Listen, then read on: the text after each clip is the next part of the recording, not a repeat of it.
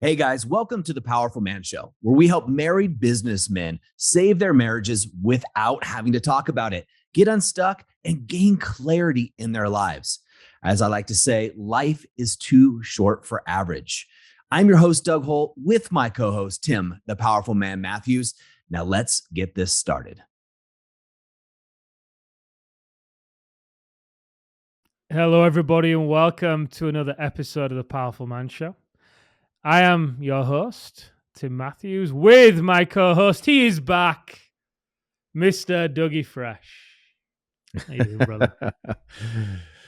Thanks for the intro, brother. Thanks for the intro. I've missed you. How you doing, man? Yeah, I've missed you. Full transparency, the downloads and listeners has probably dropped off the past couple of weeks in your absence. It has. Yeah, no problem. We can pick it back up. You are back. But yeah, I'm excited to hear all about it. Obviously, you, after finishing the road trip, went and spent some time with Erin and the kids, which was awesome. So I've not had a chance to catch up with you yet, either on how the road trip went, well, mainly on how the road trip went. So I did let the listeners know let them know a little bit about what you were doing, driving across the US. But yeah, I think it'd be great to hear from you and fill them in on what you've been up to. So drove across North America because we were into Canada as well. Got to give my Canadian brothers their props. Yeah, so we decided to do this. Came on the impetus of a conversation I had with one of the men who said, "Hey, look, my wife is the biggest advocate of the Powerful Man. The program's changed, not only my life but hers and our family's lives." And he said, "You really should talk to her." And after hearing that, as I do, I come with crazy ideas. And I had this idea that I swore that everybody was going to shoot down. And I only approached, I think, 3 people about this idea, you being one of them. And each person, my wife being another, each person said the same thing. Oof, that's a lot. Yeah, it's a good idea. And so the idea essentially was to pack up the truck, go with Colton. Colton is our videographer, and travel across North America.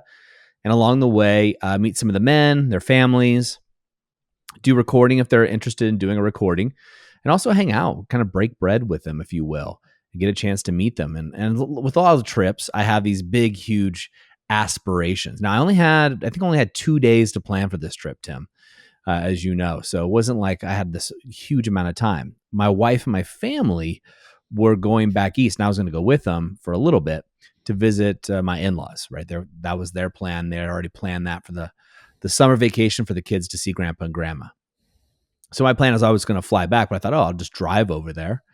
And I came up with every excuse not to make this work. And then Colton just said, "Hey, look, I'll drive the truck back and you can spend a week with your family and decompress and, do what we talk about here at the Powerful Man and actually spend some time." So it was an absolutely amazing experience. Really tiring. I mean, some 16-hour days of driving, some shorter days, some days of getting stuck in Seattle traffic just at the beginning. Unfortunately, not able to meet one of the amazing men and his family. They had prepared an amazing lunch, and he had an unfortunate tragedy and emergency in his family. So he had a timeline. He's like, "Hey, if you can get here, I got lunch ready for you guys, but I have an emergency flight I'm taking." And which is really a tremendous story in itself. And unfortunately, Colton and I got stuck in traffic. So I know I'm bouncing all over the place because there's just so much happened during this time period as we went through it. And it was absolutely amazing to see what we saw on the trip. Yeah. So I'm just going to interview you about this trip, if that's cool. Perfect. So how many families did you get to meet altogether? So we met 6, I believe, altogether. Okay. Nice. What locations were they in? So we got 2 in Washington, 1 in Montana, 1 in Sioux Falls, 1 in, let's see here, Missouri, 1 in Chicago, 1 just outside Chicago. And then we met a couple other guys along the way as well, some men in the movement, as well as one of our amazing coaches, Mr. Andy Torr, and his beautiful partner. And, anyway, the hard part, I got to throw this out there because it's still driving me nuts, is there's so many guys that I wanted to see along the way. And our schedule was literally, we'd wake up and plan the next day. That morning, it seemed like we just didn't have time to plan. And we go, oh crap, we have we have to be at this place. It's a 9-hour drive and we got to get up at 6 a.m. and just hit the road, or I only have 30 minutes in this town. It was really tough because you also didn't know when construction was happening, when road closures, which we ran into, weather. I mean, we're all over North America, right? So we're taking the northern route for the most part, but we dropped down into Missouri and came back up. And we went as high north as Toronto. So our schedule, we just didn't get to see all the guys that I wanted to. So to those guys that I've been communicating with along the road, apologies. 16-hour days of driving. Sometimes it's hard to communicate. Sometimes no cell service. And so there's many guys that I wanted to see that just wasn't able to connect with. Must have been incredibly special to be able to meet these guys' families, sit with them, and just hear and see and feel the impact that these men have had on their families. Well, it is, as you know, the men that are within the movement that we call the powerful man, they're all great guys. And we have an internal policy that they're not jerks, right? They're just none. And so as soon as you see them, you feel like you're seeing your best friend again, that you haven't seen for a long time. That person you went to school with when you were a kid, and you don't see them very much, but when you do, you go right back into the last time you spoke. That relationship is right back where it is. And so seeing them was fantastic. It was so much fun.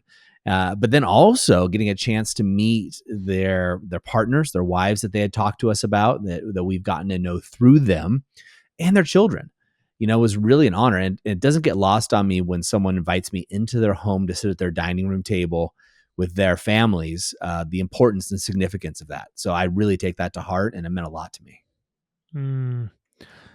So I'm curious, what was were there any common themes in what the wives or the families might have shared with you as to how the men had either changed or impacted the wife or family? Yeah. So the common thing that the women would share with me, and usually they would do this openly in front of the men. I think only once or twice it was kind of more of a private conversation, but not because they were being secretive, just I was having a conversation with them alone, is how much they thanked us at TPM, me being the representative of it, for the powerful man, of really saving their marriages, right? And not only their marriages, but saving their families. And I heard that time and time again. In fact, there was one woman, I'm just going to do my best not to distinguish everybody, especially the families, right? And who's who. But one woman had tears in her eyes, and she said something to the effect that there's not a day that goes by that I don't thank God for bringing you guys into our lives. And her story was so heartfelt. Here you have this beautiful, intelligent woman. She was so amazing. And so was her husband, yet they couldn't find each other. And they're both amazing people in their own rights, professionals, but they couldn't find their way back to each other. And for them, divorce was off the table. It wasn't an option, right? And she knew that. And so she said, and she shared with us, and she said, look, I had just kind of basically submitted to my lot in life. Like, this is the way my marriage was going to be. It was going to be unfulfilling, not gratifying. I was just going to live a life of quiet desperation. She shared that. And she said, okay, this is the way it's going to be. I'm not going to be in love with my husband. My husband's not going to be in love with me. It's going to be passionless, and we'll raise kids, and this is God's plan. And, along comes her husband, who is one of the few guys that steps off the fence, jumps into a program, happens to jump into ours, and turns the whole marriage around, turns himself around. And it wasn't like he was doing anything bad. He was a great guy. He just didn't have the tools necessary to lead his marriage in the way that he knew he could. And he applied the TPM principles, and still is. He's in the brotherhood, so he's continued on with us, and it's completely changed their marriage. She's hopeful. Their kids are hopeful. Their kids are doing morning routines, even without their dad, an evening routine. So even when dad's not home, the kids still do it. Why? Because the kids have leadership, right? Monkey see, monkey do. We all, as dads, we all know that our kids are always watching, and to see her explain this, that her children, who happen to be boys, were following this amazing man that she married. And she said something that, I've heard many times, another common theme. He is now the man I always knew he could be. He is now the man I always knew he could be. And wow, when you think about a marriage, Tim, and I can speak from my own experience when my marriage was on the brink.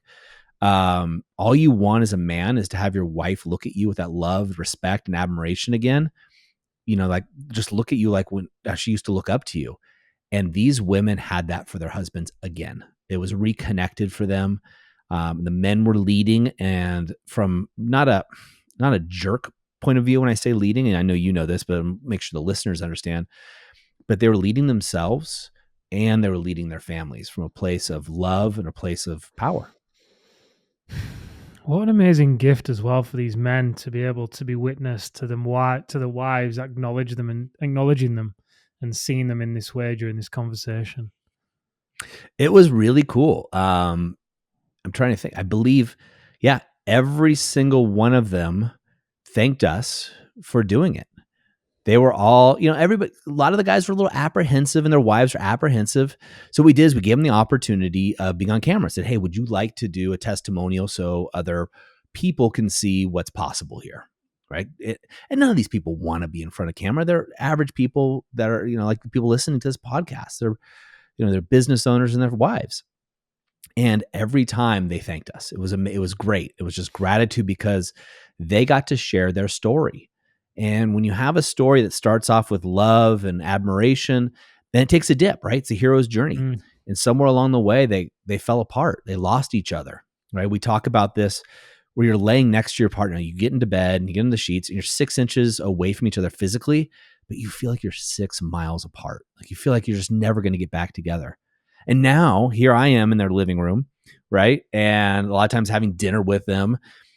Now they're looking at each other with love and admiration. And another common thing that I heard a lot, Tim, was their marriage is better than it ever had been. So not as good as when they started, but better. It's richer. Wow, that's incredible. And did you get to speak to any of the kids? I know some of them probably had kids that were too young, but I also know some of them had kids that were a bit older. I spoke to all of them. We didn't record the kids. So we chose not to go down that route. We did with one. So one young guy, he's probably, I'm going to say 12 or so. He wanted to be an actor. That was kind of his thing. So we put him in front of the camera and I started asking him questions like, what do you love about your dad? And he had some great answers. Well, my dad plays with me and, we do this together. We do that together. He always makes time for me. So I started asking him fun questions. Which I loved, and and I asked him about his mom too, and that's something I'm going to package up when we get time to actually edit these and give it to the family. That's incredible. I mean, it's difficult to put the impact of this into words, and I don't mean the impact of what we do, just creating that moment of connection between the man and wife and this space to share. How much closer that probably will have brought them as well, just being able to reflect and reminisce on the journey. And again, for the guy, I imagine how much confidence that would have given him to continue to do what he's doing. Not they would have needed it, because these guys typically don't do it for that particular reason. But it's always good to know you're on the right path, right? And then when you hear these things, because we can doubt ourselves, we don't always know how we've been perceived by the woman that we love. So to get all these affirmations and the way that she's seeing them, I can just imagine these guys just accelerating even further off the back of these conversations. Yeah, it was, again, like a lot of the guys or their wives had a little bit of hesitation, right? At first, you see, it's intimidating. You and I do this podcast when we first started. It's a little hard to be in front of the microphone or talking. And now we've done it so many times, it's just effortless. However, once the filming starts and they start talking and they're comfortable, they get an opportunity to connect and take time and reminisce and think about, what it was like when they got married and think about, now and what they've come through. And how much stronger, like you become stronger when you go through adversity. As humans, we become stronger. Now, as in a relationship, we even become even more strong when we go through something together, an adversity, whatever it may be. Now, for these couples, their adversity was their relationship, their marriage. Now, I'm going to say it's 100% of couples out there, maybe 99% that have this. But now what they have is they have the other side of it, right? the reconciliation, the other part. And now they're both older than when they got married, right? That's guaranteed. And they're hopefully a little bit wiser, so they can take that and make that marriage richer. And so that's what was really cool about it. And a couple of guys had called other men along the road, and guys started reaching out like, hey, why don't you come to our, Yeah, I bet. we'd love to have you come over and, talk to my wife. And it's just amazing. And I can see us doing much more of this. Cause now not only are these families advocates, right, of each other, but advocates of saving a marriage, advocates of doing the work, which the men have done, advocates of the powerful man itself. But also what they're doing is they're paying it forward, right? And they're also going to get a little time capsule of their experience, right? When Colton puts the video together, they'll have that as a keepsake to reflect upon. Wow. That's incredible. What a memory. An absolutely amazing experience, and hats off to Colton. He was a great person to have in the truck with me while I was driving, and I mean he drove too. But you can driving that many miles. I think we did. I want to say 4,600 miles. No idea what that's in kilometers. Across to when I reached my family, and Colton drove back, and I flew back after spending time with my family. But we didn't kill each other. I think the odds were pretty heavily the favor that Colton wouldn't end up coming back. That was kind of a running joke that I would end up killing him. But no, not at all. He was a great guy to be with. They call him the gift for a reason. So we had to spend some quality time, get to know each other better. And it was just an absolutely amazing experience. Well, brother, thank you for doing it. I'm excited to see the finished product. I think it's going to help a ton of men. Even if guys don't join the program, even if it just helps them and encourages them to find help somewhere to begin the process, right, and injects them with some hope. So thank you. Thank you to Colton as well. I mean, you guys put in the effort. I mean, you guys grafted on that trip in a major way. And like you said at the beginning, it was a couple of days prep, and then you were on the road. So again, I can't thank you enough. I'm excited to see it, and I thank you on behalf of all the guys that are going to watch it, and for everyone in TPM for going there and just creating that opportunity for those families to reminisce and reflect and have that moment together. Yeah, I want to thank the men, right? That the guys that go through the program, because guys, I'm going to speak to them real quick, Tim. Guys, you don't realize how rare you are. There's so many men that listen to this podcast, so many men that are hesitant to join for whatever reason. I'm not blaming them, but for you guys that have gone in, just dove in to the deep end because for whatever reason to save your marriage. For some of you guys, it's worked out. Some of you maybe it hasn't, but you've saved yourself. And we hear that time and time again that the men come out better. Your stock is rising. And for those that invited me into your homes, thank you. For those that I wasn't able to connect with, I look forward to doing this again. I certainly will. And you guys will be first on my list. Again, my heartfelt apologies. I wanted to see everybody. I was also, as Tim would say, knackered on the trip quite a bit. It's a lot going through that time. And there's so many people I missed that I'd like to see again. But again, a shout out to all of you guys, alumni, men that have been through the program. There's thousands of you.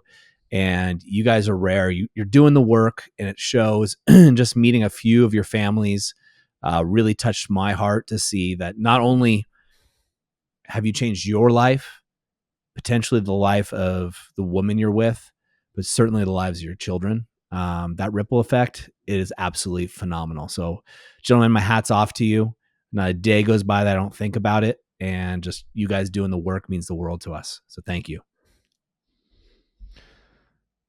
Right, guys. So every time I say right, guys, I just hear people on the team echoing it because they all just make fun of me every time I say it. So, guys, if you have any interest in what we do at The Powerful Man, then you can always head over to thepowerfulman.com/results. You can check out some of the case studies there. Check out what other guys, maybe like you, what kind of result they have experienced. And like Dougie Fresh always says, at the moment of insight, take massive action. If this is resonating with you in any kind of way, even if you don't join us, just do something. Just don't stay on the fence. Your wife wants to speak about you and to you in the way that these wives have been speaking about and looking at their men. Your kids no doubt want you to be the father that they also know you can be as well, and the father you know you can be. So just do something. Don't stay on the fence, whether it's with us, whether it's with somebody else. I'm not too bothered, but just do something. Mr. Dougie Fresh, thank you very much, and it's awesome to have you back. Great to be back. All right, guys, that's a wrap for this episode. But as I always say, in the moment of insight, take massive action. You see, there are two types of men that listen to a podcast like this. Those that go on from one podcast or show to another, just hoping things are going to change and realizing that they're going to be in the same place month after month, year after year. You see, I was this guy, so I completely get it. You may just not be ready. But there's also a second man that listens to a show just like this. And this is a guy who takes massive action so they can shorten the learning curve, compress time, and get results to be the wolf. See, wolf is an acronym for wise, open, loving, and fierce. Now, ask yourself, which one am I? And just be honest with yourself there. And there's no judgment on my end, but if you're ready to move from deactivated deer mode, which is defend, excuse, explain, react, to activated wolf, wise, open, loving, and fierce, then go over to thepowerfulman.com/grow and go there now. In fact, I'll make it super easy for you. I will even put the link right in the description here, so you can just click it and go over there now to learn more. Guys, in the moment of insight, take massive action. Go from deactivated to activated, because like I said, life is too short for average. And I'll see you on the next episode.